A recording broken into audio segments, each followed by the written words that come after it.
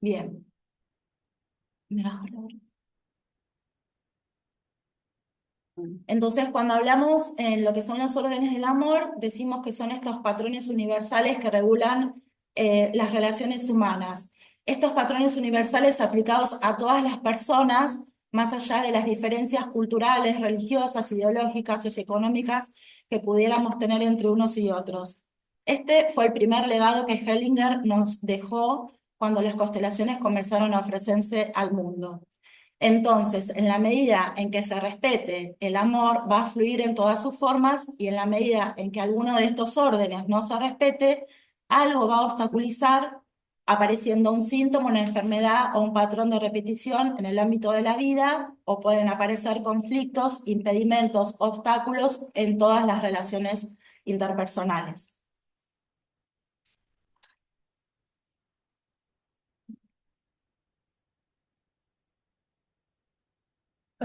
Entonces, yo divido los órdenes del amor en dos grandes grupos.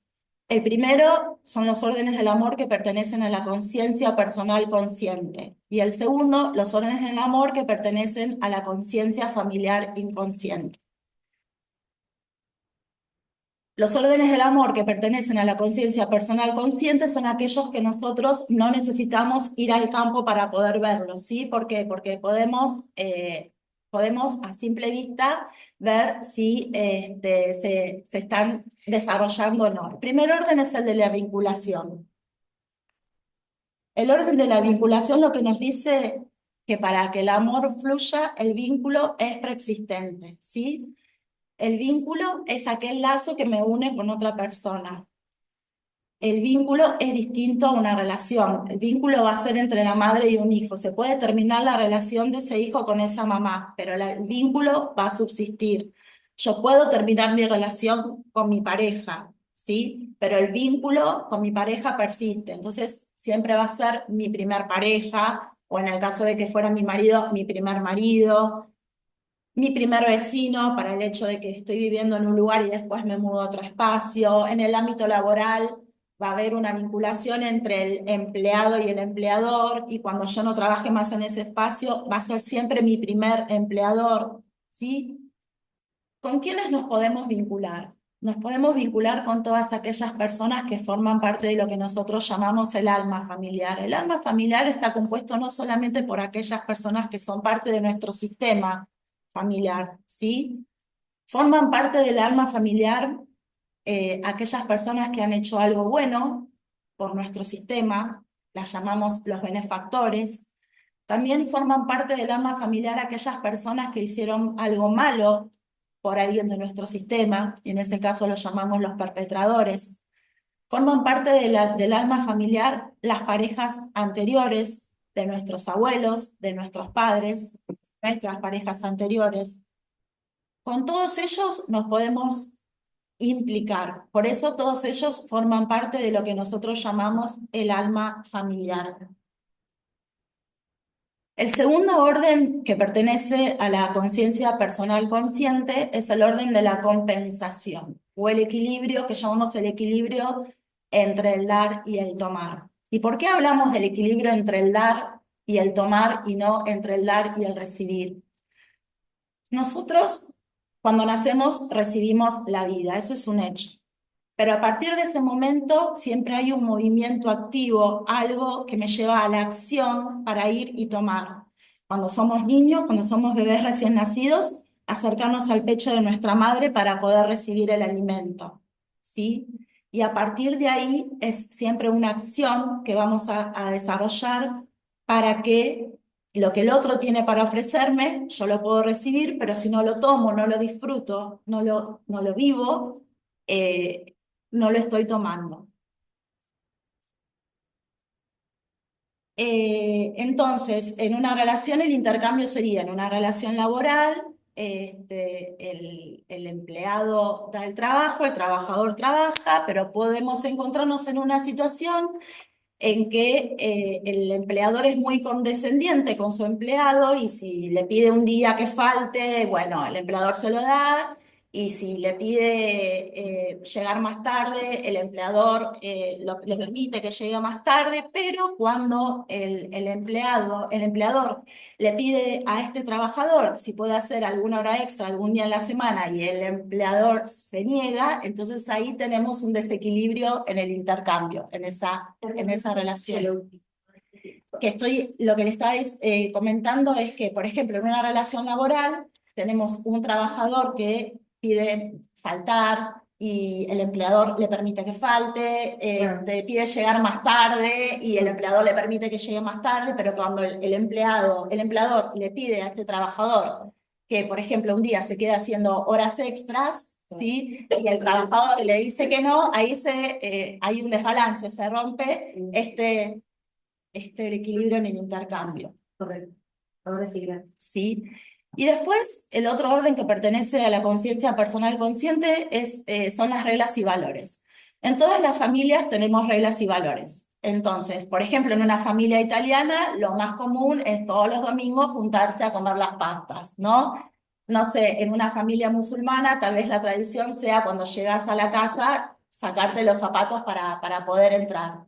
Todos tenemos reglas y valores. Cumplir con estas reglas y valores lo que hace es garantizarnos la pertenencia, porque en la medida en que yo cumpla las reglas y los mandatos de mi familia, me voy a sentir con buena conciencia, me voy a sentir querida, protegida, pero cuando yo haga algo que va en contra de los mandatos de la familia, ahí aparece lo que llamamos la mala conciencia.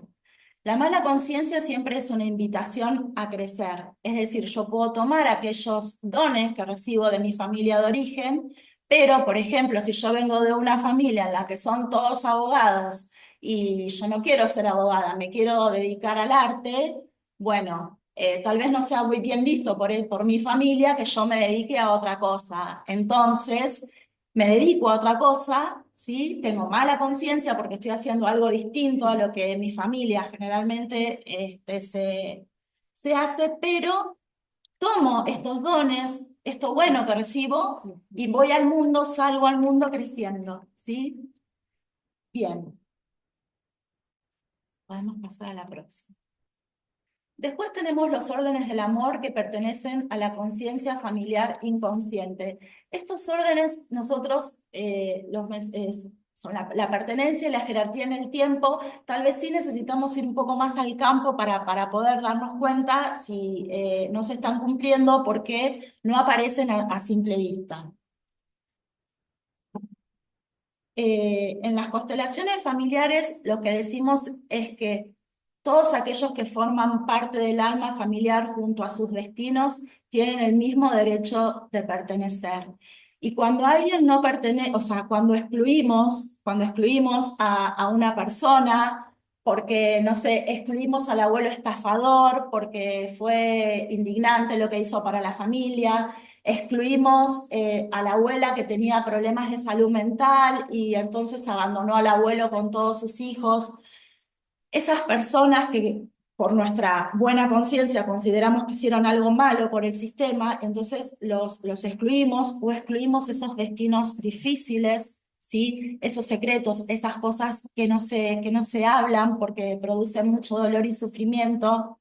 Bueno, en esos casos siempre va a venir un posgénito, nosotros decimos desde el marco de las constelaciones familiares, que se va a enlazar con el destino, ¿sí? De aquel excluido y que probablemente repita ese destino, ¿no es cierto? En situaciones como pago en tu lugar o yo como vos, esas frases que nosotros desde el ámbito de las constelaciones familiares trabajamos. Después, el otro orden, que nosotros llamamos la jerarquía en el tiempo, lo que nos dice es que para que el amor fluya hay que respetar que los que llegaron antes, ¿sí? Tienen prioridad sobre los que llegaron después. ¿Qué quiero decir con esto? Que en nuestra genealogía tenemos que incluirlos a todos, ¿sí? Nosotros muchas veces observamos en nuestro trabajo que hay personas en nuestra familia que se arrogan un lugar que no le corresponde. Por ejemplo, cuando un hijo se siente más grande que sus padres, ¿sí? Porque ha tenido tal vez una formación académica que el padre no ha tenido. Eso aparece mucho en el tema de las constelaciones organizacionales, ¿no? Cuando ocupan lugares, ¿sí? que no es el que en la jerarquía, en el tiempo, tienen que tener. Nos pasa también cuando, por ejemplo, no respetamos, y en los casos de divorcio, voy a hablar, o de parejas anteriores, tenemos que respetar las parejas anteriores, pero siempre va a tener prioridad, en este caso no se prioriza en el tiempo, sino es la pareja actual. La pareja actual tiene prioridad sobre la pareja anterior. Pero ¿qué pasa en aquellos casos en los cuales hay hijos menores de esas parejas anteriores? Esos hijos menores van a tener prioridad sobre la pareja actual.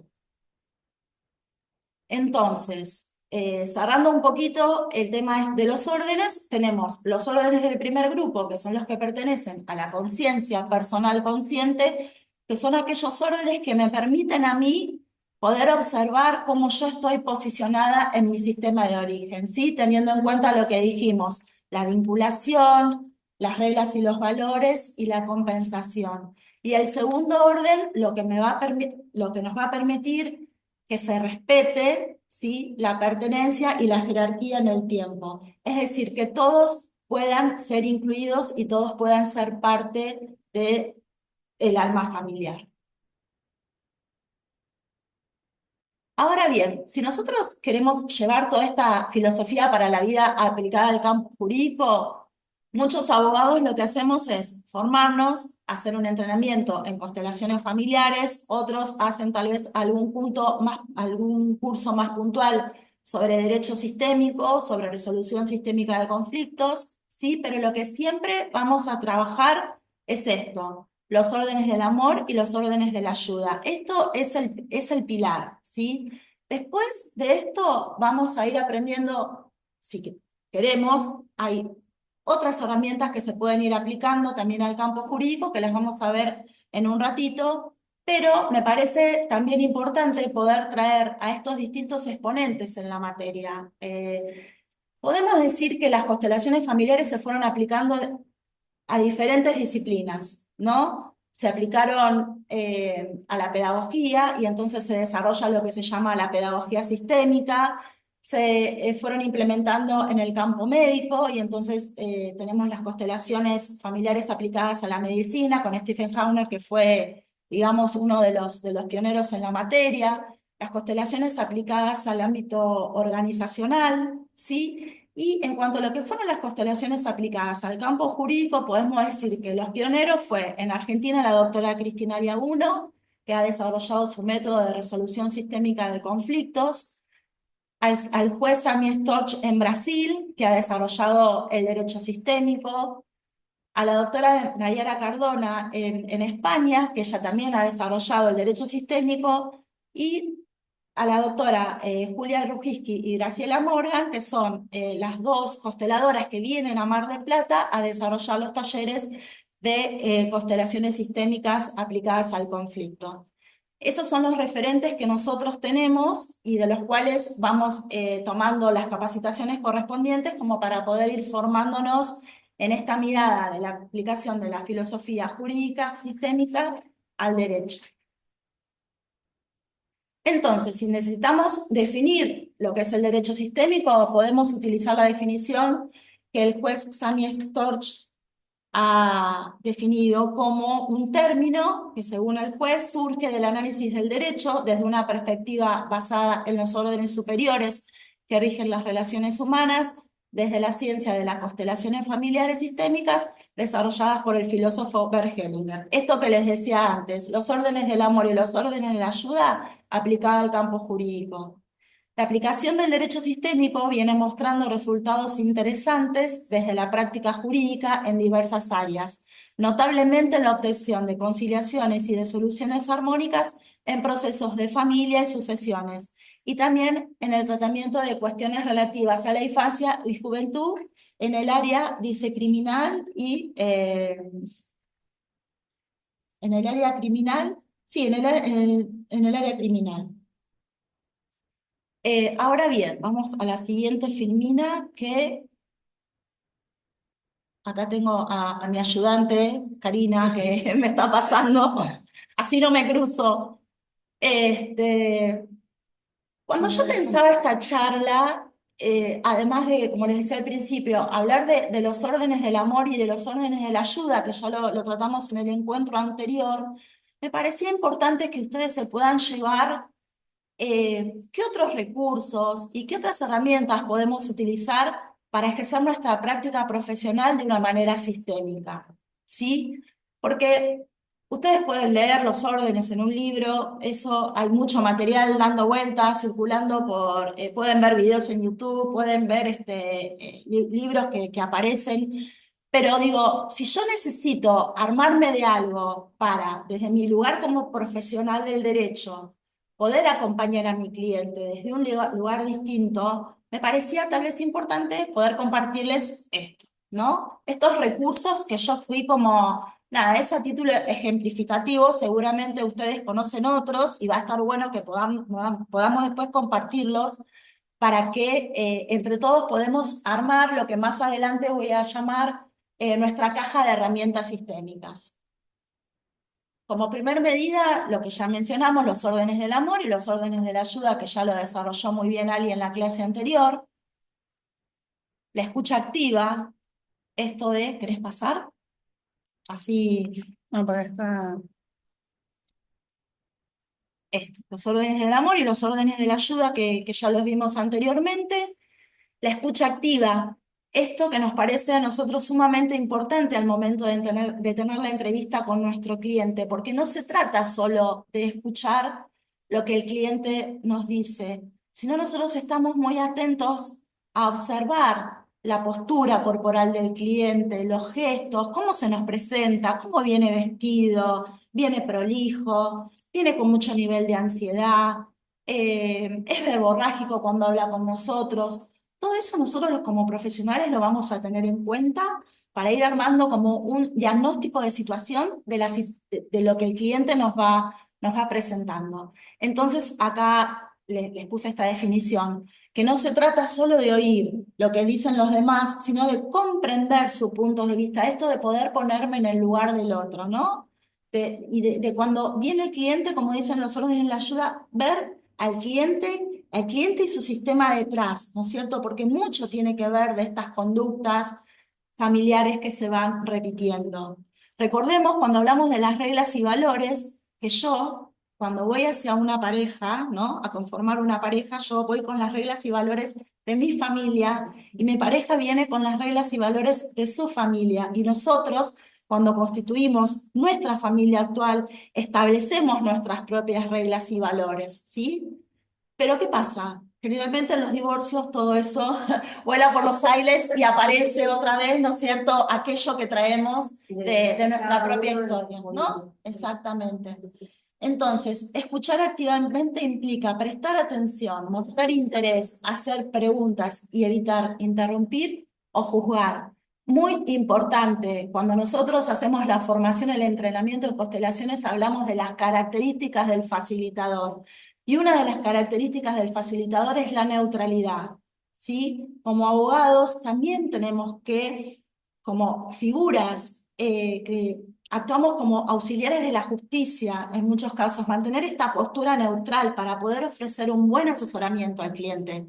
No comprar lo que el cliente dice, sino de acompañarlo, mostrando la diversidad de opciones, ¿sí? que podemos establecer como defensa técnica para resolver su problema, acompañarlo a que él pueda utilizar sus fortalezas, sus recursos, sus propias habilidades para ir juntos hacia la solución, una solución que abarque siempre, como decimos, desde la mirada sistémica a todos, ¿sí? Que no solamente lo tenga en cuenta él, sino también a las necesidades de la otra parte.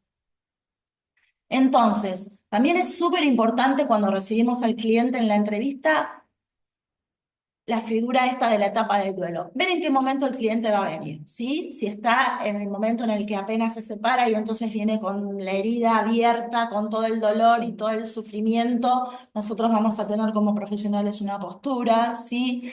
Si está en la etapa de negación, bueno, va a ser imposible poder conciliar porque no está abierto a una posibilidad de diálogo, a una posibilidad de negociación. Si está en una etapa de depresión, lo mismo, ¿sí? Y Y bueno, yo he aprendido en el transcurso de mis formaciones con la doctora Elia Uno que ella lo que dice es que de acuerdo a la etapa del duelo en la que el cliente está, va a ser el tipo de abogado que va a buscar para que lo ayude a resolver el conflicto. Entonces, si está en la etapa de crisis y de negación, lo que se va a buscar es un abogado que sea un abogado batallante, un abogado litigante, un abogado que compre el problema del cliente y entonces que es como a veces nos pasa, estamos años, muchos años litigando sin llegar a soluciones que beneficien en definitiva a las partes y sobre todo los que ejercemos el derecho de familia, vemos los chicos creciendo en ámbitos ¿no es cierto? En los ámbitos del juzgado, cuando realmente lo que les interesa es otra cosa a los chicos, no transitar los pasillos de tribunales. Otro recurso muy importante son los estilos de apego. ¿Eso qué nos va a ayudar? A ver cuáles son las características de nuestro cliente cuando nos abren la entrevista. Entonces, acá les dejo este cuadrito para que ustedes vean desde qué lugar el cliente me va a tomar como profesional, ¿sí? Si es un cliente seguro, bueno, se va a posicionar de determinada manera. Si es ansioso, como le dije, lo voy a tener a cada rato mandándome mensajes, llamándome por teléfono, ¿no? No va a haber horario, no va a haber día, va a querer una respuesta inmediata. Si tiene un apego evitativo o desorganizado, bueno, tal vez le va a ser mucho más difícil poder, digamos, posicionarse desde un lugar adulto para encontrar juntos una solución o alternativas viables de resolución de la situación que atraviesa. Entonces, como profesionales me parece que es súper importante entonces que tengamos conocimiento de todos estos otros recursos para que al momento de la entrevista poder hacer un diagnóstico de situación bastante más amplio. Otro recurso sumamente importante es esta teoría, que la teoría del PAN, desde los estados del yo, ¿no es cierto? También frente a determinadas situaciones, ¿desde qué lugar mi cliente se posiciona frente al conflicto? Desde un lugar de padre, entonces con una mirada que enjuicia, con una mirada que critica, con una mirada que pone el foco en la otra parte y él no puede asumir su parte de responsabilidad en el conflicto, se va a posicionar desde un lugar de niño, desde un lugar en donde el abogado le tiene que ser de mamá o de papá, porque él no puede tomar ningún tipo de resolución y entonces es, bueno, lo que el abogado diga, lo que el abogado quiera. Desde ese lugar no se construye porque nos carga sobre nosotros con toda la responsabilidad de las decisiones y después son los clientes que se nos vuelven en contra, ¿no es cierto? En el trabajo. Exactamente. Lo que siempre se tiende a que el cliente pueda estar posicionado en un lugar adulto, en este lugar adulto, este lugar responsable, este lugar trabajado, en el cual él puede asumir qué parte de responsabilidad ha tenido en el conflicto, ¿sí? Y otro recurso también importante, pasamos a la próxima, es esta teoría del triángulo dramático de Kalman. Que esta teoría también está basada en el análisis transaccional y lo que describe es cómo todos vamos desempeñando estos roles en diferentes momentos de nuestra vida. Estos roles de perpetrador, de víctima y de rescatador. Muchas veces los abogados vamos ahí al rescate del cliente, ¿no es cierto?, desde un lugar que porque nos consideramos que tenemos el conocimiento o porque sabemos cómo hacer las cosas, entonces salimos a ponernos en este lugar de arrogancia, de superioridad y bueno, lo que esta teoría nos dice es que vamos pasando por diferentes etapas, ¿sí? En la etapa de víctima, en la etapa de perpetrador, cuando el cliente no nos quiere pagar los honorarios, ahí pasamos de ser rescatadores, pasamos a ser sus víctimas, ¿sí? Entonces, es súper importante, me parece, tener, nada, un pequeño pantallazo de esto. ¿Qué nos dice entonces? Que describe cómo todos desempeñamos estos roles en diferentes momentos de nuestra vida, tanto en el trabajo como en casa. El triángulo dramático identifica específicamente tres roles que las personas suelen desempeñar inconscientemente en situaciones de conflicto: la víctima, el héroe y el villano. Entonces nosotros, cuando recibimos al cliente, el cliente se posiciona siempre en este rol de víctima, el villano es el otro o el victimario, y como clientes muchas veces salimos al rescate en este lugar de héroe para, ¿no? Para el cliente. Entonces esto me parece que es un recurso importante poder poder tenerlo y manejarlo a la hora de la entrevista. Y después, bueno, ya yendo más a otro marco, nos encontramos con el derecho colaborativo. El derecho colaborativo que tal vez nos lleva tal vez a negociar un poco más en la etapa previa a la judicial, que en la etapa de mediación. El derecho colaborativo, entonces, es un método de resolución de conflictos que se basa en la negociación entre las partes involucradas y sus abogados. Es un proceso voluntario, confidencial y extrajudicial. Yo lo que les puedo decir del derecho colaborativo llevado a mi lugar de trabajo en el punto de encuentro familiar de Mar del Plata es que lo que intentamos siempre es la desjudicialización, es decir, todo aquello que desde el equipo se pueda ir resolviendo sin necesidad de que implique una presentación judicial con un traslado y una contestación y después una resolución, nosotros como equipo tratamos de mediar. Muchas veces me he encontrado en el ejercicio profesional con colegas que también son colaboradores. Entonces nos pasa mucho, ¿no? De este intercambio que vamos haciendo, en no llegar a presentar un escrito, pero sí poder ir negociando por fuera. Les voy a pedir disculpas, pero me tengo que sonar la nariz. ¿Ahí les mando? Yo me viste hace poco porque se fueron incorporando mis personas. Después, la justicia restaurativa, también en este nuevo paradigma de derechos en el que nos encontramos inmersos, es este modelo de justicia que busca reparar el daño causado por un delito. Y en lugar de castigar al culpable, se basa en el diálogo, la participación de las personas involucradas. Esta cuestión de la recomposición, ver desde qué lugar yo puedo reparar el daño que te he causado. Esto es un poco también desde la mirada sistémica lo que nosotros con las frases sanadoras, ¿no es cierto? No necesariamente en una constelación, pero sí haciendo un ejercicio sistémico, sí en lo que vamos a conversar ahora, que para mí es como lo más importante y para mí es esto de, como profesionales, me parece que es como el boom para poder llevar adelante de lo que yo llamo las intervenciones pedagógicas. Esto de ir, digamos, orientando al cliente, siempre que el cliente habilite, ¿no es cierto? Pues si tenemos un cliente rígido, estructurado, un cliente que viene en un momento en el que está en la etapa de duelo, de crisis y de negación, va a ser muy difícil. Pero me parece súper importante este recurso de las intervenciones pedagógicas, que todo lo que vimos antes nos va a llevar a que nuestra intervención como abogados de estas intervenciones pedagógicas con el cliente lo van a ir llevando a mirar el conflicto desde un lugar distinto, ¿sí? Le vamos tal vez con determinadas preguntas sistémicas que vamos haciendo, que él pueda tener algún insight, darse cuenta de alguna cosa. Podemos darle alguna actividad, algo que a él lo deje pensando. Y me viene en este momento un caso que una vez trabajamos y teníamos una clienta que era muy novelera, muy novelera. Y tenía todo el tiempo esta necesidad de contarte lo que le estaba pasando.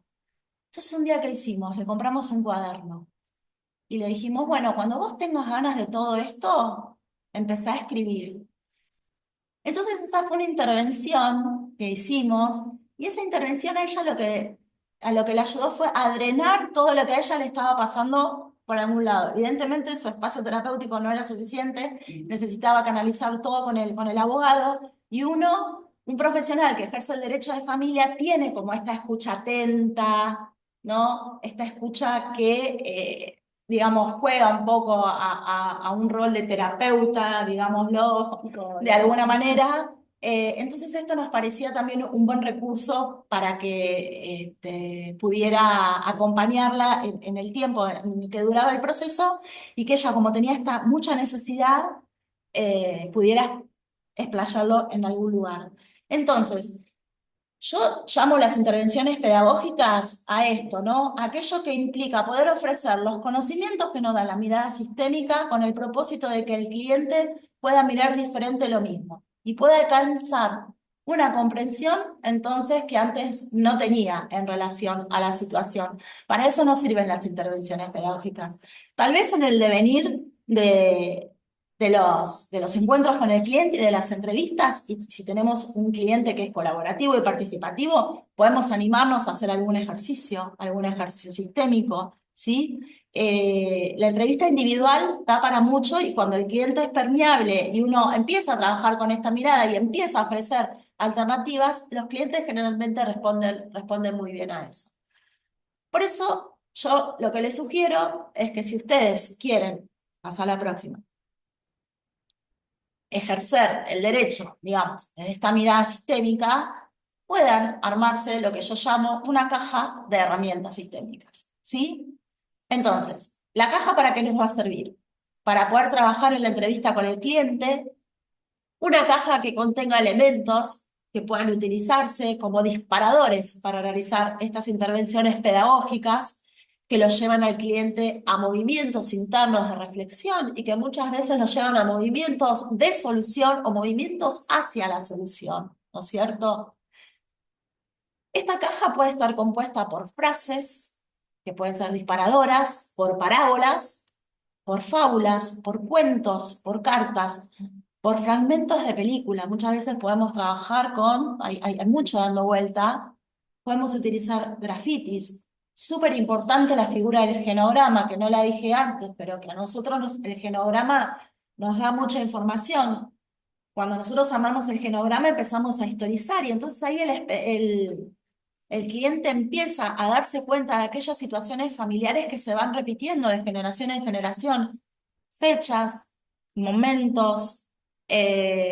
Así que bueno, esto es como mi recurso importante que les dejo hoy, como para que lo puedan ir pensando. Y bueno, yo hasta acá llego. Espero que les haya resultado interesante y cualquier cosa, abrimos el espacio al diálogo con las compañeras que están acá y entre todos vamos compartiendo y seguimos haciendo nuestros aportes y nuestras reflexiones. Quiero agradecerte a ya tantas personas por Zoom. Un montón. También todos los que estamos presentes también. ¿Estamos silenciados? No, no, si no, no. Ah, No, están silenciados los participantes. pero Hay bueno, 22 participantes. 21. si a alguien le gustaría decir algo, le gustaría compartir,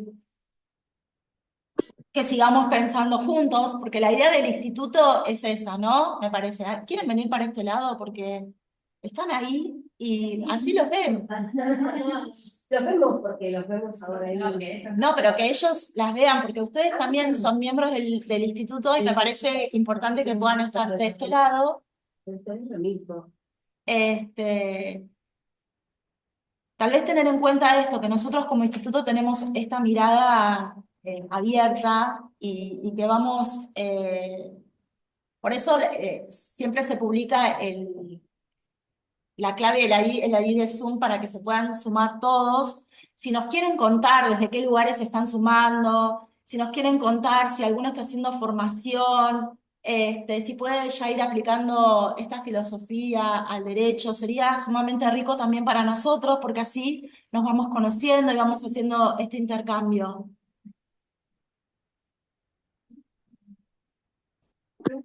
Acá tenemos una pregunta. A mí me gustaría por ahí si podés contarnos cómo se estructura una constelación en el caso de que, por ejemplo, se pueda trabajar un caso. Ah, sí. Bueno. Porque es diferente, hay como diferencias con respecto a cuando hacemos una constelación de mental, digamos, los participantes presentes.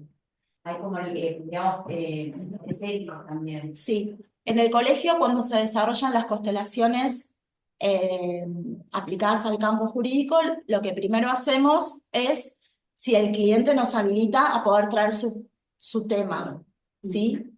Entonces se firma un consentimiento informado. En ese consentimiento el cliente te está dando el aval. Perdón, pero estoy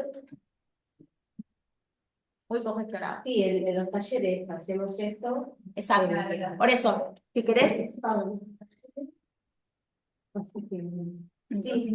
Entonces, ahora el 24, para que también sepan, el 24 de abril se va a estar dando un taller de constelaciones sistémicas aplicadas al conflicto jurídico, en donde van a estar presentes las doctoras Julia Rukiski y Graciela Morgan. Ellas son las consteladoras que viven en Buenos Aires y viajan a Mar del Plata. Vamos haciendo acá las chicas que lo organizan muy bien, diferentes talleres a lo largo del año, y bueno, siempre la idea es traer un tema que sea relacionado con un conflicto que tiene que ver con algo que no se puede resolver desde el expediente. Entonces, bueno, eso se mira en el campo. Respecto a lo que ella preguntó, Sí, me quedé pensando. Sí. Hay dos maneras en que se puede tratar un tema. Perdón, Lili, si vos lo venís a decir acá, los que están del otro lado te van a escuchar Porque no, también, están porque no hay escuchando. micrófono. Ah, bien. Acá tuvimos una pregunta de alguien que está presencial y que está queriendo saber cómo se desarrolla una constelación jurídica. Nosotros vamos a contar cómo se desarrolla acá en Mar del Plata. Exacto. Vení, sentate. Bueno. El padre es la fuerza que te impulsa. Las constelaciones acá en Mar del Plata se realizan de la siguiente manera. El abogado puede tratar un tema personal de él frente a un expediente o un caso de él frente a la profesión. O si tiene que tratar un caso del expediente, tiene que tener, como dice María, la autorización, el consentimiento informado de parte de su cliente. O bien puede traer al cliente Exacto. al taller y en ese caso el que participa también es el cliente. Esas son las Perdón, dos cuando maneras. dijiste lo del abogado, un tema personal del abogado, Fren- sería para mí la intervención del abogado en el caso. En el caso, o ha habido, hemos tenido colegas que lo que han constelado es su posición frente a la carrera de abogado, o sea, frente a si se siente cómodo, si tiene algún problema personal con la profesión. ¿Sí? Así que esas dos son las dos maneras que pueden ser. Y después, bueno, no sé si has venido.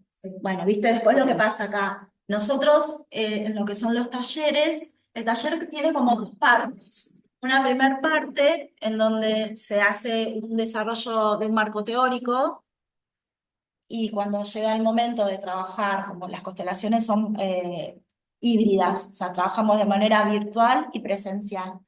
Pero las chicas, en el momento en el que se van a desarrollar las constelaciones, o sea, lo que queda grabado, lo que quiero decir, lo que queda grabado es la parte teórica. La parte práctica, nosotros, por supuesto, respetamos la intimidad del consultante y de lo que sucede acá en el campo, entonces esa parte no queda grabada, ¿sí? Los que se conectan por Zoom están de manera presencial, pero se suspende la grabación en el momento de las constelaciones, del momento del taller de la parte práctica. Romina Gavira había levantado la mano.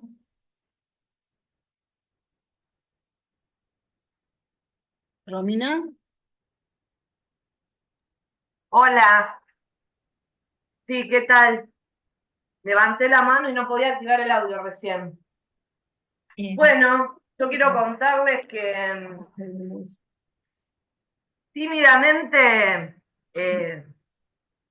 saco a la luz esto que yo ya vengo haciendo hace bastante tiempo. Hace un tiempo ya habilité el espacio con el nombre que se llama Causa Raíz. Yo, además de abogada, bueno, soy facilitadora, me formé con el juez brasilero, me formé con un español y bueno, estoy aplicando.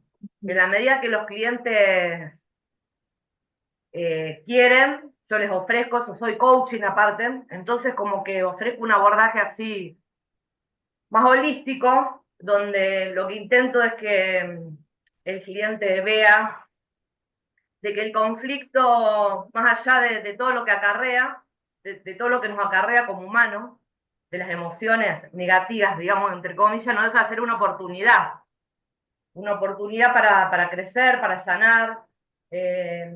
Y bueno, eso es, digamos, lo que ofrezco, todo con el fin de que se busque la solución más apropiada para todas las partes involucradas.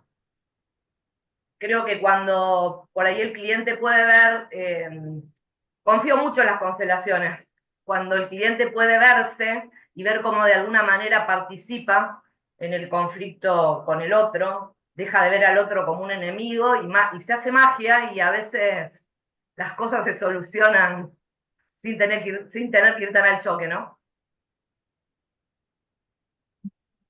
Sí. Eso. Uno hace la constelación con sus propios clientes. Acá una compañera pregunta, Romina, si vos haces la constelación con tu propio cliente o Lo ofrezco, o sea, en realidad es un abordaje integral, sí, donde, entre otras cosas, ofrezco la constelación. Y sí, al trabajo con cores, o sea, es una constelación, son constelaciones uno a uno las que hago. perfecto. En el marco de la Después, entrevista individual, no en el marco de un en el marco de taller. la entrevista individual, si bien hago talleres con otra consteladora, pero son constelaciones grupales, es otra cosa, porque me parece que es re importante que se tome esta mirada, la mirada, o sea, más allá de la constelación, me atrapó mucho esta charla por la temática, la actitud sistémica, porque en realidad vamos allá, la constelación es la herramienta, en realidad uno puede hacer mucho. Una vez que uno lo integra a su persona, no puede dejar de actuar de ahí si realmente lo integró. Exactamente, por eso siempre lo que decimos es la importancia del trabajo interno del abogado, ¿no? De poder ir resolviendo sus propios asuntos, porque si no, me voy a enganchar con el cliente desde mi propia herida, digamos, en cuanto a lo que me pasa a mí con el caso que el cliente me viene a traer. Claro, Yo, el por cliente también me ejemplo, estoy espeja. atravesada por un proceso de divorcio, de repente acompañar a alguien en un proceso de divorcio, ¿cuánto de lo mío va a aparecer en la defensa técnica que yo tenga que hacer con ese cliente, ¿no? Si no tengo resuelto mis propios asuntos, va a ser muy difícil que podamos actuar desde este lugar de neutralidad, desde este lugar sin amor, sin juicio, sin apego, todas estas características, digamos, que tiene que tener el facilitador, ¿no? Poder llevarlo a nuestro propio campo Sí, disciplinar. yo creo que la sanación es desde la cuna hasta la tumba, o sea, somos cebollas y uno nunca termina de evolucionar porque creo que para esto vinimos a esta escuela llamada vida.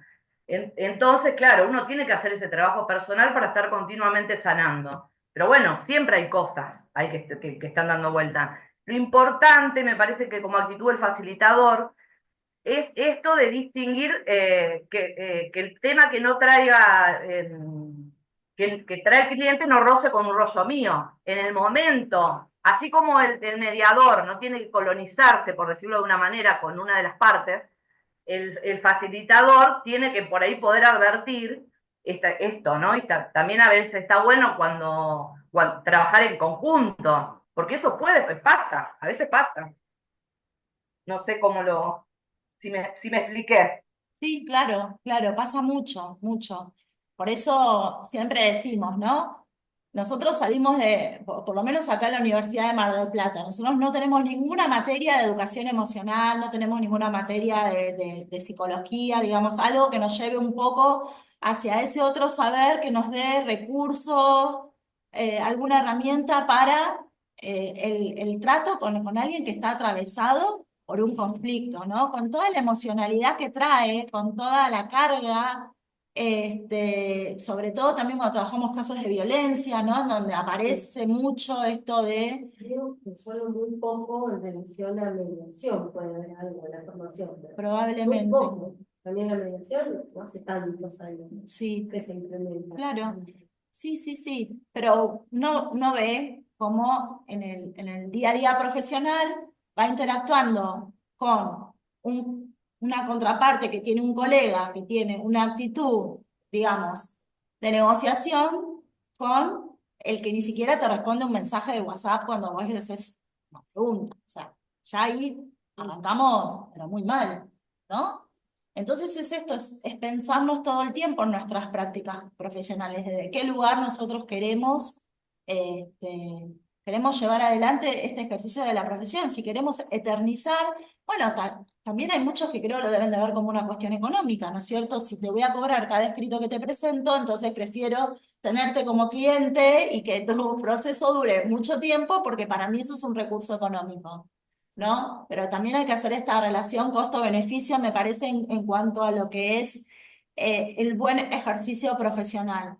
¿Yo qué quiero? ¿Eternizar a mi cliente o quiero que mi cliente encuentre la solución? Esto que decíamos antes, una solución que los tenga en cuenta a todos y que sea rápida en el tiempo, ¿no? Me parece que tal vez a lo que hay que ir es por ahí. Y me estaba acordando, ahora que no lo puse en lo de las cajas, ¿ustedes se acuerdan cuando fuimos a las jornadas, a las primeras jornadas de Derecho Sistémico en Morón? La doctora Cheruli que tenía esas filminas en su sala de audiencia con frases, Sí, la vimos por Zoom, sí. con esas frases, y ella siempre contaba que cuando ella recibía en su sala de audiencia a los abogados y los abogados se encontraban con esas frases, ya empezaba a producir un efecto Claro, las tenía distinto, ¿no? Las pegadas en tenía, el escritorio. entonces vos entrabas, te las chocabas Sí, y recordame una frase, a ver. te veo, ahora te veo, te doy un lugar en mi corazón. Tengo un padre, tengo una madre. Sí, eran frases que, por eso, son estas cosas disparadoras que hacen que nosotros podamos ir entrándole por otro lado. Me parece que está muy interesante como para que podamos pensarnos como profesionales de manera más humana, ¿no? Y de a poco ir introduciendo. Tal vez en algún escrito, yo me acuerdo que una vez, como abogada del niño, hice una presentación en un expediente, en un proceso de guarda, con fines de adopción, un escrito en donde yo planteaba esto, planteaba al poder mirar de manera un poco más integral, esta nena que estaba en guarda con una familia en donde había habido una crisis del proceso de adopción y querían, los guardadores la querían devolver, digo, ¿cómo uno puede ver qué es lo que le pasa? No, qué es lo que esta niña, al empezar a vivir en esa casa, la conducta de esta niña, la actitud que iba teniendo con los guardadores, qué de la propia historia de estos guardadores se les empezó a mover con la llegada de esta niña a la casa. Y ahí saltó toda una historia de violencia de la cual había sido víctima la guardadora, una historia que estaba oculta, o sea, esta nena viene a develar este secreto, ¿no es cierto? Viene a poner sobre el tapete la historia de violencia que esta señora había tenido con una pareja anterior, de la cual su pareja actual desconocía, y a partir de ese momento se pudo buscar una solución distinta, que en vez de que esta niña vuelva a ser institucionalizada, bueno, que pueda tener los acompañamientos terapéuticos correspondientes, todo el grupo familiar, que esta señora pueda blanquear la historia, que pueda pedir ayuda, pueda buscar ayuda, pueda poner en palabra que esto que le pasaba con esta niña la remontaba a otro momento de su vida y que ella no tenía superado y entonces no podía, no la podía alojar como mamá, digamos, ¿no? Entonces cuando aparecía un episodio de enojo de esta niña, esta señora se alejaba, no la podía contener porque a ella le hacía mal, la llevaba a otro espacio, ¿no? A otro tiempo de su vida. Claro, le Y tocaba entonces sus esto te heridas. permite, nada, la mirada, tal vez en otro, si yo no hubiera tenido toda esta mirada, y me decían, bueno, la vamos a devolver porque no se adapta, no quiere estar en esta casa, quiere una familia para ella, era un proyecto de garantizar el derecho a la fraternidad, entonces eran dos hermanas que iban en adopción con la misma familia. Y a una la querían devolver porque una era la que se portaba mal y la otra se portaba bien, entonces como cumplía con las reglas y los valores de esta nueva familia, había buena conciencia, entonces ella encajaba. Pero la otra, la que era la rebelde, que después nos enteramos cuál había sido el motivo por el cual esta nenita no se quería quedar, ¿no? Que era porque un hermanito más chiquito había quedado institucionalizado, entonces ella quería volver al hogar porque no quería dejar a su hermanito solo. Esta era leal también a su Ella, sistema. exactamente, pero si uno no empieza a mirar con otros ojos, como nos pasa cuando empezamos a ver desde la mirada sistémica, tal vez la situación de esta nena hubiera sido vuelta a la institución y ahí quedaba, o una familia para ella sola, una familia sin hermanos. Me parece que esto es lo rico, ¿no? Poder mirar con otros ojos, es la invitación. De Petris Anabel levantó la mano. Hola, sí, ¿qué tal? ¿Cómo les va? Buenas tardes. Bueno, muchas gracias. Yo estoy conectada desde Rosario. No soy abogada, soy facilitadora en constelaciones familiares. La invitación la recibí a través de Sandra Galazo. Y no, comentarles y contarles que a mí me ha sucedido que llegaba a la consulta individual eh, consultantes con sus temáticas que tenían que ver con litigios en cuanto a herencia o cuestiones de familia, sucesiones.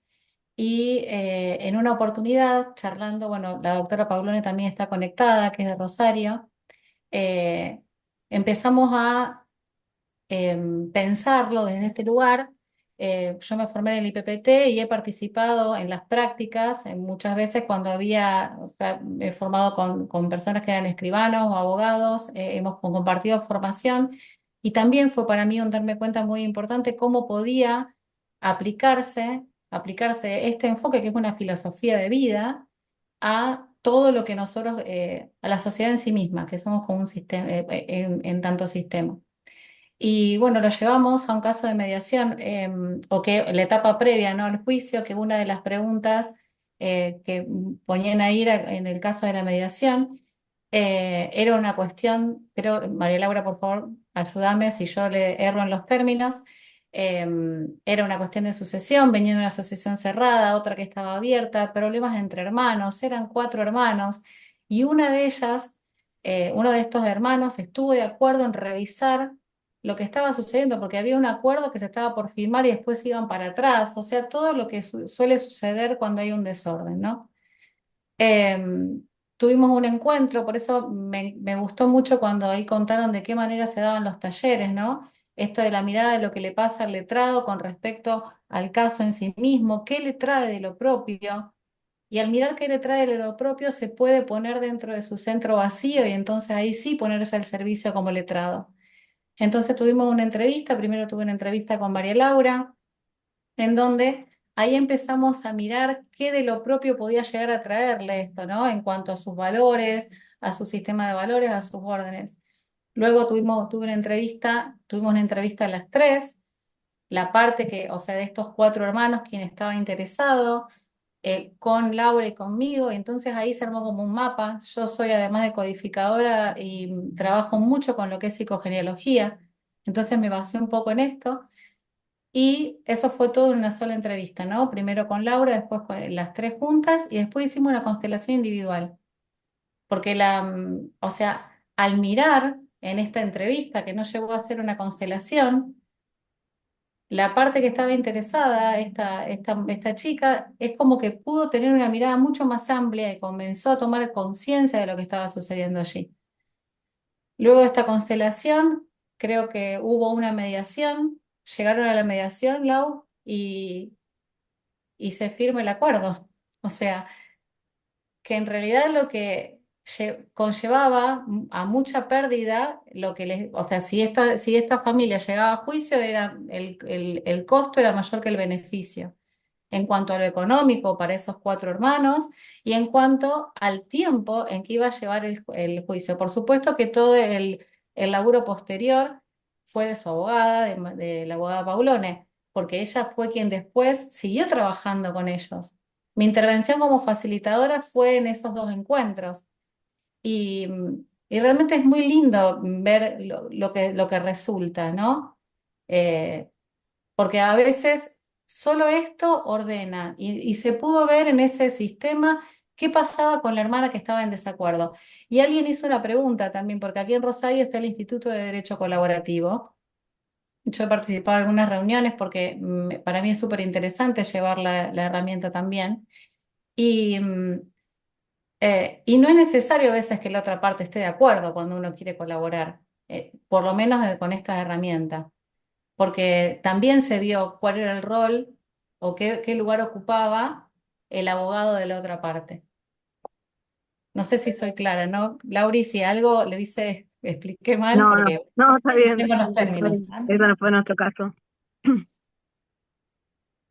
Así que bueno, quería compartirles esto porque me parece maravilloso y nada, me pone muy feliz de que podamos llevar esta mirada más consciente y más humana y que no solamente nos queda en la letra de la ley o en lo que se debe y no se debe, porque muchas veces se resuelven casos y también lo he visto en la consulta, ¿no? Como facilitador nada más, lejos de lo que es la abogacía, eh, que muchas veces se llegan a acuerdos, se ganan juicios, pero la sensación interna de la parte que gana no es del todo agradable, ¿no? Es como, se hace plata, digo, pero te queda esa sensación. Y nada, y con esto yo siento que todo, como dice Bert, primero se ordena y el amor fluye, y en este caso, si hay un orden, lo que llega como contrapartida también va a fluir con liviandad. Gracias. A vos. Samantha López Collazo había levantado también la mano. Sí, ¿qué tal? Buenas tardes a todos. Bueno, primero felicitarlos por el espacio. He participado en varios encuentros y me parece muy interesante. En principio, un poco de lo que se viene hablando, traer una situación personal que me sucedió como letrada, empezando a estudiar, hoy soy consteladora también, empezando a introducirme en el mundo de las constelaciones en un caso de familia.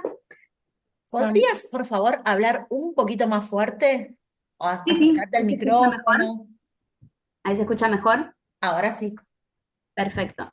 No, les comentaba que con esto que se está trayendo, en un caso particular, como abogada, eh, hoy consteladora en ese momento recién iniciando, tengo un caso de alimentos donde había como mucho hostigamiento por parte de la mamá hacia el papá, yo era la abogada del padre, en el medio del juicio, a través de un análisis, un estudio, el papá se entera que es estéril, que él no puede ser el papá de esa niña, y él no quiso hacer nada al respecto, porque él decía que era su hija y yo tenía una gran necesidad al punto de que me afectaba físicamente, de que él, que no quería decir que no fuera su papá, pero que la niña tenía el derecho de saber también y entendí después con el tiempo estudiando que había sido una necesidad mía, que sin saberlo años después me entero que mi mamá no era hija de su padre.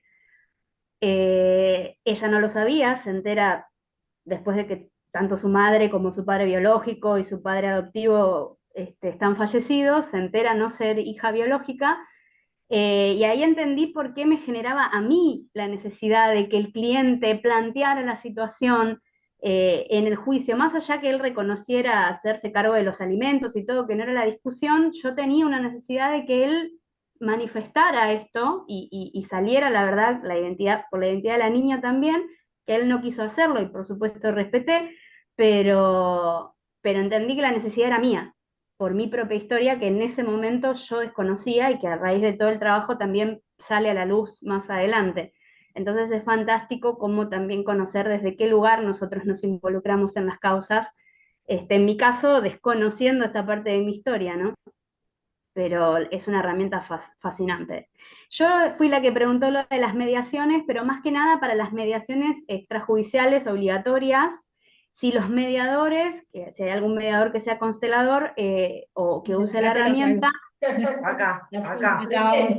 lo aplican abiertamente, si el sistema no genera algún problema o alguien que se haya quejado o si hay alguna restricción al respecto, para ver si dentro del Aquí sistema... viene Alicia, la doctora Alicia Cot, que es mediadora y es facilitadora, entonces ella te va a dar la respuesta.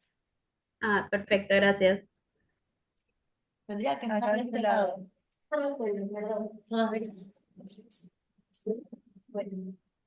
Bueno, buenas tardes. Lo que Tardes. yo quería preguntarte, tienen mediación en familia, ¿no? Donde vos estás, donde ejerces. En familia, en realidad, lo que hay es una etapa previa con un consejero de familia. Yo estoy en Ah, Buenos bueno, Es como entonces acá. sí, es como acá, en provincia de Buenos Aires. Sí, sí, estoy en Buenos Aires, en el conurbano. Bien, perfecto. Sí.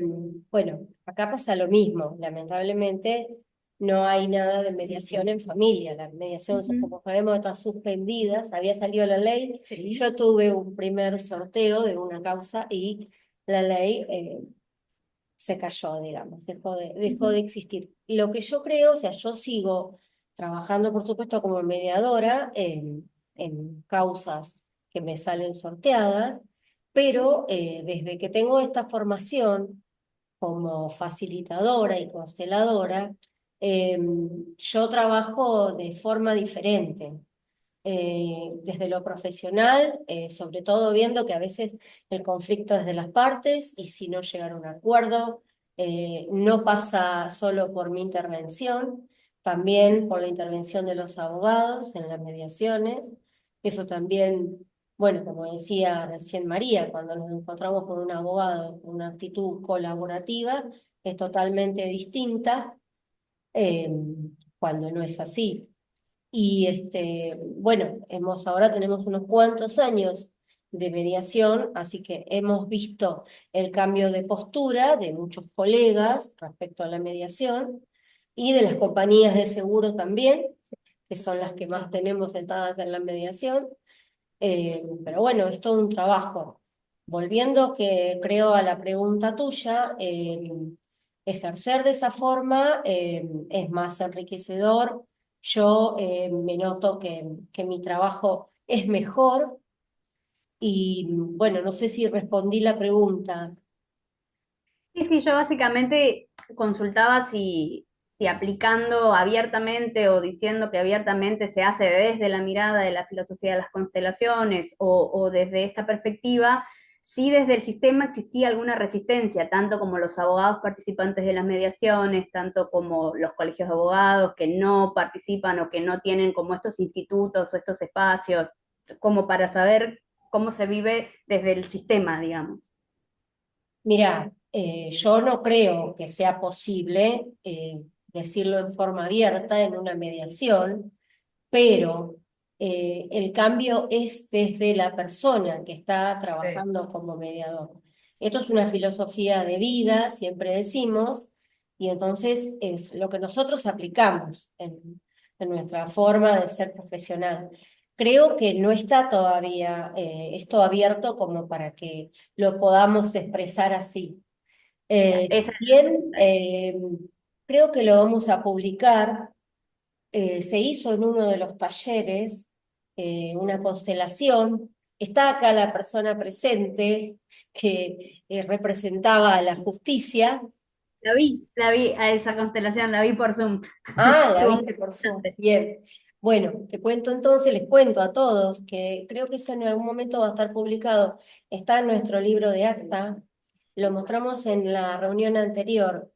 Eh, la directora de este instituto, que no está presente, pero también ejerce como mediadora, eh, ella se tomó el trabajo de hacer toda una bajada de cómo fue esa constelación y claramente quedó expuesto que tenemos que seguir sembrando esta semillita y en algún momento alguna puerta se va a abrir, sea de algún juzgado, sea de un lugar como un espacio de cárcel. Bueno, yo estoy leyendo en este momento el libro Llevo tu corazón en mi corazón, Llevo ¿no? tu corazón en mi corazón, que lo tengo ahí, lo traje como para recomendarlo, porque realmente justamente trata de un montón de casos prácticos de personas que están encarceladas y cómo esas mismas personas, porque se toma la palabra de ellos mismos, cómo ellos describen, cómo los van transformando las constelaciones, que no son mágicas en algunos casos, o sea, sí despiertan emociones fuertes y ocasionan movimientos realmente inesperados, pero siempre es hacia la sanación y hacia la reconciliación. Por eso, cuando yo me acuerdo que terminé mi capacitación de mediadora, nos pidieron nuestras formadoras que llamáramos en una síntesis de una palabra. Y siempre recuerdo que la mía fue paz. Y entonces, cuando desde hace unos años que empecé a toda esta capacitación, dije, bueno, esto es una evolución de ser mediadora a llegar a trabajar de forma sistémica. Y ahora, hoy, si me tuvieran que pedir no una palabra, sino una reflexión, para mí, por donde pasa toda esta intervención, es que los abogados podamos llegar a ser pacificadores justamente. por la violencia que se vive en la sociedad. Todas estas semanas hemos visto, bueno, la serie Adolescencia, no sé si la vieron, todos los casos de Hugo escolares, que creo que nos deben haber movilizado a todos. Y bueno, o sea, vamos por ahí, o sea, falta la materia educación emocional en las escuelas, la ley creo que todavía no sale, así que, bueno, creo que es el camino, o sea, estoy segura y si bien no me faltan muchos años para jubilarme, estoy convencida que este es el camino. Muchas gracias. Romina Gavira volvió a levantar la mano. Sí, en realidad era para contar que justamente yo soy mediadora también, soy de la mediación prejudicial obligatoria de la provincia de Santa Fe, de Rosario.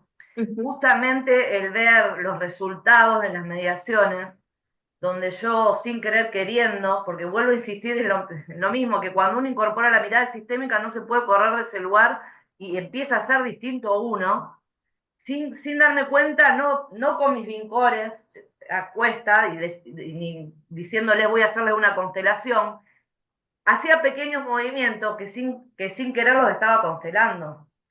Y se reconocían entre ellos y se acomodaban las cosas. Entonces, como que animarme en la mediación fue lo que a mí me llevó a después poder trasladarlo en la consulta uno a uno, ¿no? Hasta traerlo a mi estudio jurídico porque realmente vi cómo se soluciona de otro lugar. Pero Romina, en la provincia de Santa Fe tienen mediación en familia. Tenemos mediación en familia y generalmente lo apliqué en esos casos. El último caso que lo apliqué fue un régimen de contacto de un nene de 14 años, que hasta ese momento había vivido con la mamá, con el papá había tenido muy poco contacto y la madre estaba desgarrada porque, bueno, el nene se quiso ir a vivir con él, no le hablaba más a ella y por eso era el pedido. Las posiciones estaban muy encontradas, las abogadas se ponían a pelear como si fuera un juicio, parecía todo un contexto en contra. Y en un momento toqué ahí un punto, hablándole de la importancia del padre y de la madre, bueno, la integridad de una persona, que son vínculos fundacionales, que repercuten en toda nuestra historia. Bueno, y ahí él se aflojó y ella le agradeció y estaba tipeando un acuerdo. A ver, no digo que sea magia, porque no es magia. Yo cuando digo ocurre la magia, todos estos movimientos hacen que se pueda abordar desde otro lugar. Yo creo que se trata de intentar tocar el alma y que se conecten las almas, no los egos. Así es. Romina, ¿podés repetir el espacio en que estabas? Causa, porque no se Se escuchó. llama causa raíz, un espacio consciente para abordar los conflictos. ¿Es un grupo? ¿A dónde se desarrolla? Es mi estudio jurídico. Ah, perfecto. Causa Es mi raíz. estudio. Causa raíz. Causa raíz. En realidad, causa raíz es lo mismo que hecho sistémico relevante. Es lo que ocasiona todo el conflicto. Me gustó. Esas dos palabras tienen mucho. Entonces, es ir más allá de lo legal. Lo que yo propongo es ir más allá de lo legal, porque en realidad ese ir más allá de lo legal también nos hace interpelar lo legal, cuestionar lo legal, perdón. En el caso que hablaban de la adopción, ahí se ve muy notorio cómo lo que acarrea el no reconocimiento de los padres biológicos, porque estamos muy con a veces la frase de padre se hace, no se nace. No, padre se nace, porque esta distinción entre vínculo y relación hay que marcarla, porque si no le arrancamos un pedazo de persona a la persona. No sé, creo que cuando uno realmente se compromete con la mirada, no puede más lo otro, porque se da cuenta de las consecuencias que acarrea lo otro. Exacto. A nivel, la consecuencia que le acarrea al consultante, la consecuencia que nos acarrea como asesores, la consecuencia que le acarrea a la familia, la consecuencia que le acarrea a la sociedad, y bueno, y así estamos como estamos. Así que ojalá cada vez miremos más sistémicamente. Me gustaría por ahí que nos Tenemos cuente, una pregunta acá. experiencias a nivel de la justicia. En Brasil se está aplicando, ¿cómo están los procesos? Nosotros lo que Claro, decimos es que en Brasil están lo que se llaman las oficinas de derechos sistémicos. Entonces, esto te cuento de cuando yo estudié lo que, hasta en aquel momento, ahora no sé lo que, o sea, Brasil es gente que le da para adelante. Entonces, frente a lo nuevo, no se frena, como tal vez nosotros que lo pensamos un montón y le metemos cabeza. Ellos avanzan. De hecho, hay un montón de comisiones de derechos sistémicos que lo llaman Orden de los Abogados de Brasil y de acuerdo al lugar en el que están, es el subgrupo. Yo lo que tengo entendido de que allá están las oficinas de derechos sistémicos que funcionan como una instancia previa, ¿no? En donde vos, antes de iniciar un proceso, o con el proceso iniciado, pero antes de la audiencia, ponele la audiencia con el consejero, vamos a llamarlo de esta manera, te invitan a pasar por esa instancia. Como algo voluntario, Exacto. no Como algo como algo impuesto, sobre todo. Después, esto que me parece que hace la jueza Cheruli, de tener, como yo tal vez lo llamaba intervenciones pedagógicas, esto de tener un flyer con una frase, bueno, ya hizo un movimiento. Ya la persona está dispuesta de otra manera, ¿no? Cuando entra y se encuentra con, no sé si alguna de ustedes que tal vez se ha capacitado allá, quiere compartir alguna otra cosa que le parezca que pueda sumar.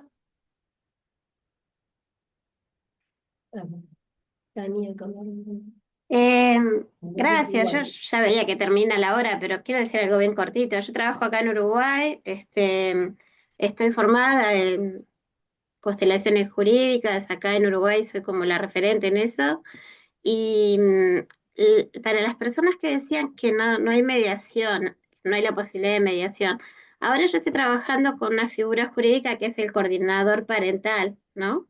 Y quizás sea un camino por el que pueden llegar con mostrar esta mirada. Y coincido con todo lo que dijeron. Anoche yo estaba en una reunión con abogados de todas las partes por un nenito en el que estoy como coordinadora parental, solo con mostrarle a las abogadas, el corazón del niño es esto.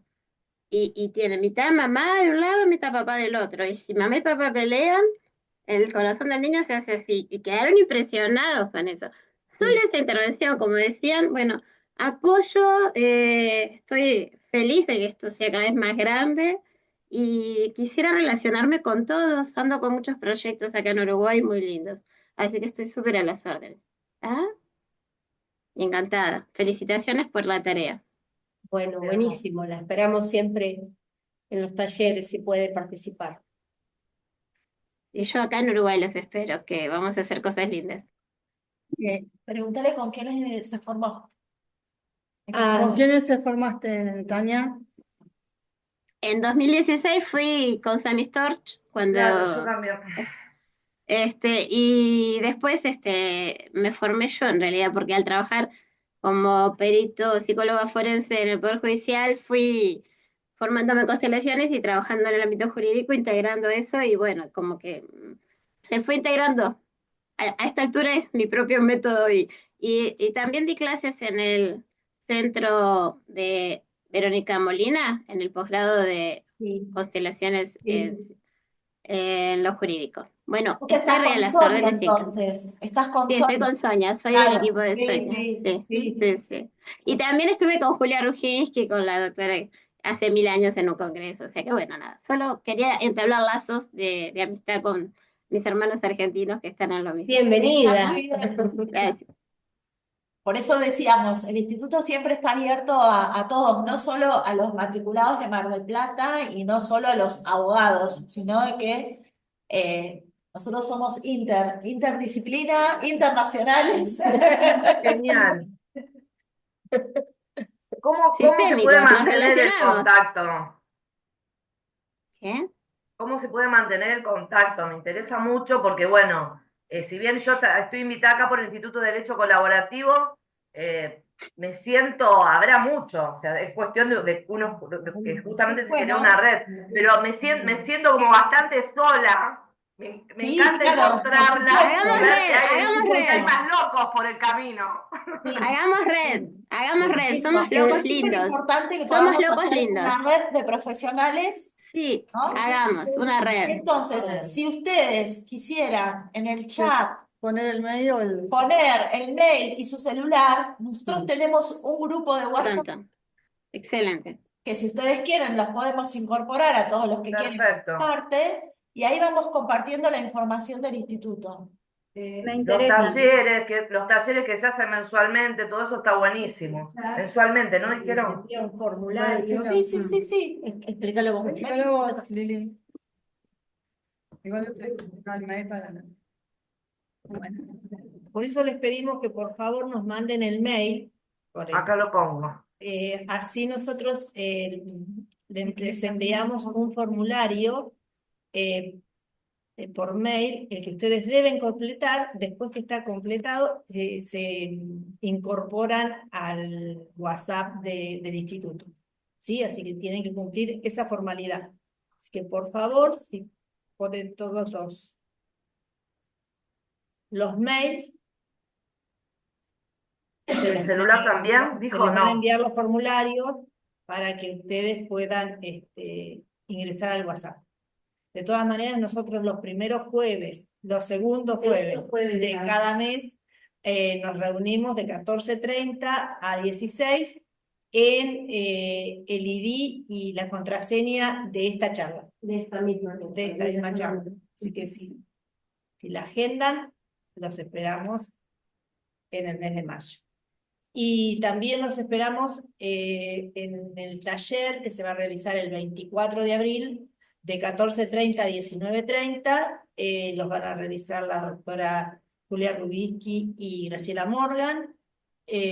Bueno, están todos invitados, tiene un costo de 10.000 pesos para los residentes en Argentina y de $10 para los extranjeros.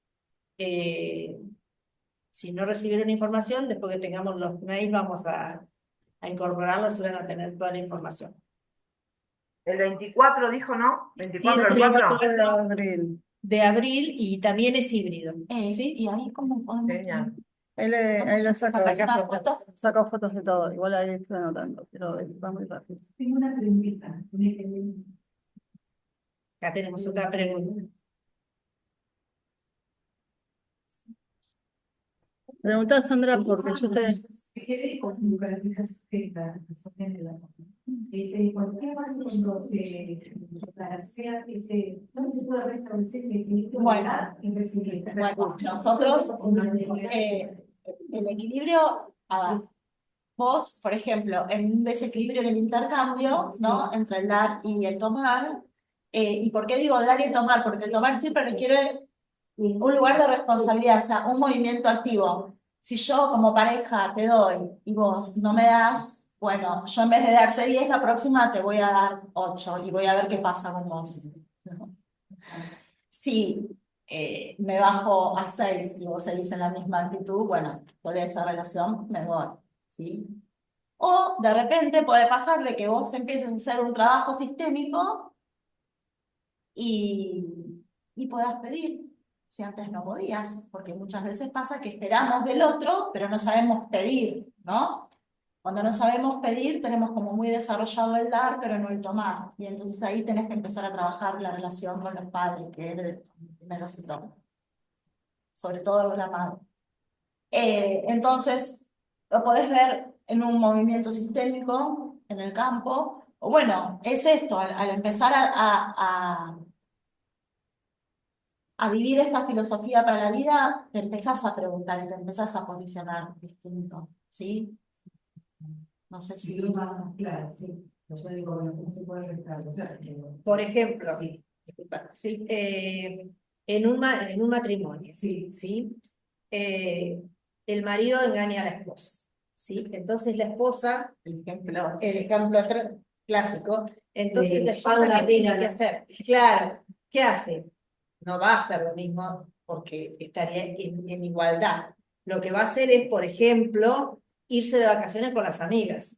Entonces, esa es una manera Sí, de restaurar, claro. o por ejemplo, no sé, vos tenés una pareja y se tiene que ir a hacer un máster a Estados Unidos, por ejemplo, que se va un tiempo a estudiar allá. Y vos te quedaste acá ocupándote de la casa, de los chicos, de todo lo cotidiano. Bueno, una forma de compensar es, no sé, a vos te gustan los tapados de piel.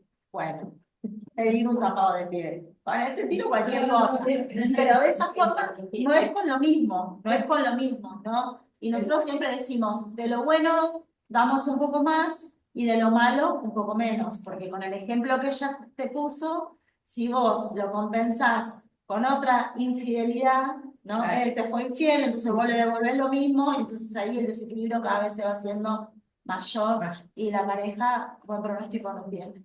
Y también está esto de poder pedir, porque eso es fundamental. Porque Sobre todo nosotros que tenemos profesiones de ayuda, somos grandes dadores, grandes, ¿no? Ayudadores, pero no pedimos. Entonces, eso es siempre genera el desequilibrio que después frustra o rompe el sistema. porque vos te quedaste esperando algo del otro que el otro no te puede dar. Primero, porque tal vez tampoco él sepa dar, ¿no? Y segundo, porque vos tampoco se lo pediste. El desequilibrio se da ahí, por ejemplo, cuando no le cobras el honorario. Bueno, en el caso de exactamente. Ahí se produce un desequilibrio, porque vos le diste y la otra persona te tiene que retribuir. Una manera de retribuirte es el honorario. Algo tan simple como esto, ¿por qué pedimos que se hagan cámaras? Porque para que haya equilibrio en el Claro. o sea, uno desde este lugar está ofreciendo este espacio, prepara todo el material para que esté disponible y que del otro lado, supongamos, esté la cámara apagada, ahí no tendríamos este equilibrio. Entonces, por eso, para mí siempre es súper importante que la cámara esté encendida. Y ahí siempre tendría que ser así la regla, ¿no? Todo el día mantener ese equilibrio. Exacto. Claro. Mira, qué difícil. Es una filosofía de vida. Por eso, es como ir en el Claro. Así, ya vas mirando del fondo. Exacto. Y Por eso, yo creo que por eso los espacios de formación tienen todo el primer año, que es de mucho trabajo individual, ¿no? Que es que te vas como... Igual el que ya empieza una formación en este sentido, ya hay un cambio, hay me repregunto cómo sigo. Estoy mirando que por acá no es, estoy buscando otra manera de continuar en mi profesión o en mi forma de vida. O sea, ya tengo un disparador, que después, bueno, es trabajar en uno para después poder ayudar al resto. Sí, Y sembrar semillitas. totalmente. Acá ya me escribieron, che, que puse, o sea, como que estaba ahí en el estado, ¿viste? Y ya escribieron dos que son abogados. Entonces, yo nunca me animé, vení, Y sí, bueno, y en algún momento vamos a hacer más. Hay que sembrar, claro. Porque más de 100 monos. Para hacer la masa crítica. Agradecerle, Se me habían mezclado. agradecerle a Me Anabel. empecé a acordar de la teoría de los monos, no sé por qué me dio toda la información en el mismo momento y yo me tildé. Bueno. No, le quería agradecer a Anabel de Petris, que en esto de tejer red ya veo que me está siguiendo en el Instagram. Así que buenísimo. Justo recién entré porque escuché un ruidito y vi que me estaba siguiendo una de ahí. ¿Cómo no la escuché? No sé. Claro, la psicóloga Anabel de Petris, que estuvo hablando recién. Yo estoy con el celular Anabel acá, de Petris. Sí. Claro, uno está con el celular todo el tiempo. Entonces siento un ruidito y miro, y era el Instagram, y veo que me estaba siguiendo. Por eso, en esto de tejer red, ¿no? Gracias, Victoria. Gracias, Victoria. Nos vemos. Chau, Vicky. Nos vemos el 24. Te esperamos en el taller que ven siempre. Bueno, gracias cerrando. Gracias, chicas. Nos vemos en el taller. Sí. Saludos. Pues yo lo del taller lo vi. Gracias por todo. Un placer. Muchas gracias por la invitación, por la propuesta, por animarse. Sí, Hace sí. mucho que se anima, por lo que sé, pero siempre hay que agradecer. Sí. Gracias por existir así con esta apertura. Chao. Seguimos en tarea. Gracias, Juan Carlos. Gracias. Te esperamos el 24 también en el presencial. Voy a tratar. 4.